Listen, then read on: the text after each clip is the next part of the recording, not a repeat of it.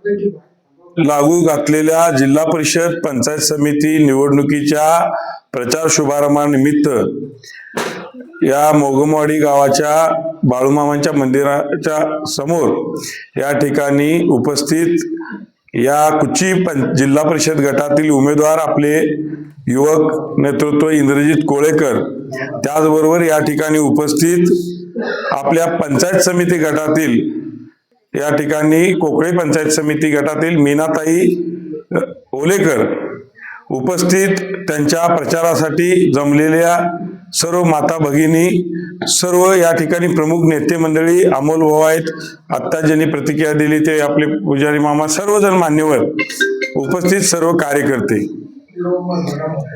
या तालुक्यामध्ये जिल्हा परिषद पंचायत समिती निवडणुका आता लागल्या. या निवडणुकीच्या माध्यमातून या ठिकाणी महायुती झाली.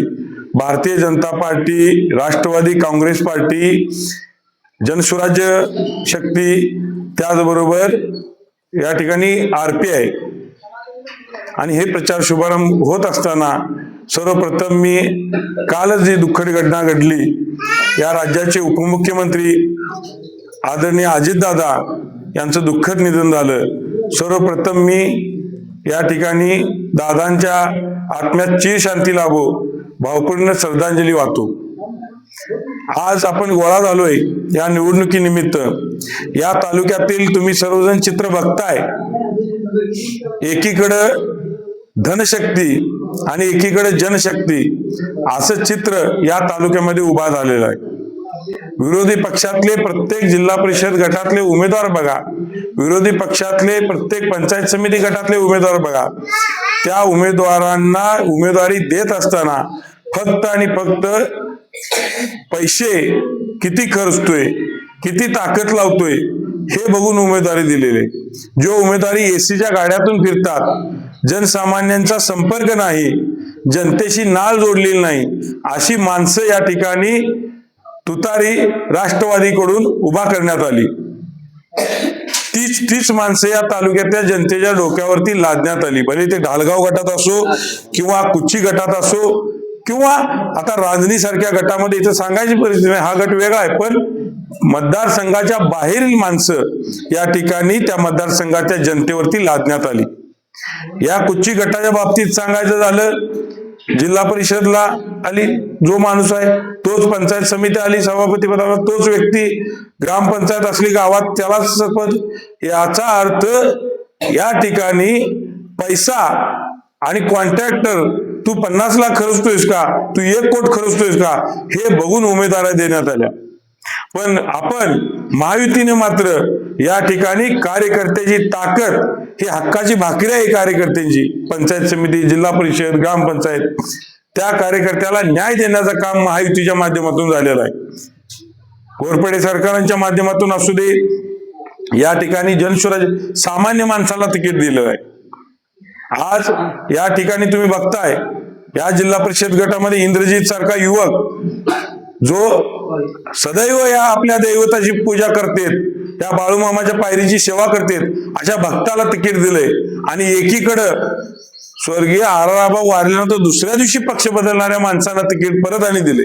म्हणजे जे या तालुक्याचे राजकारणात दलाली करतात, पक्ष कुठलाही असो, त्यामध्ये त्यांचं त्या देणं घेणं नाही, समाजाशी देणं घेणं नाही, फक्त आणि फक्त सत्तेत राहायचं ही गणित जी माणसं बांधतात दादा, अशा लोकांना या ठिकाणी तिकीट दिलेलं आहे.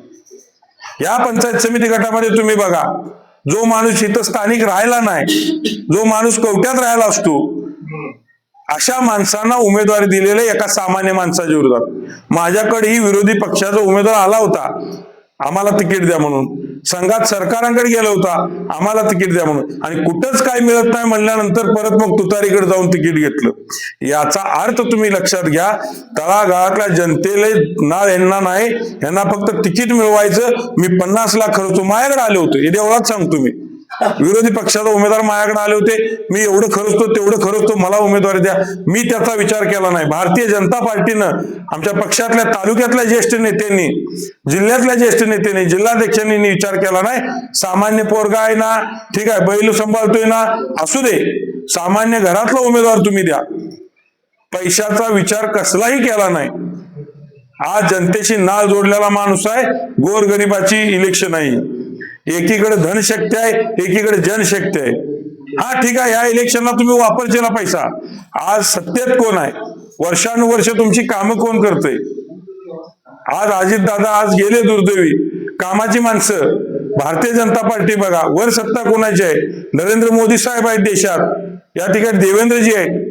पूर्वीच्या गोरगरीब महिलांचं जर चित्र काढा, एखाद्या चित्रकाराला म्हणलं तर ती चूल फुकत असलेल्या महिलाचे चित्र काढत होतं. आज घरात चूल आहे का? चूल बंद केली आहे भारतीय जनता पार्टीनं.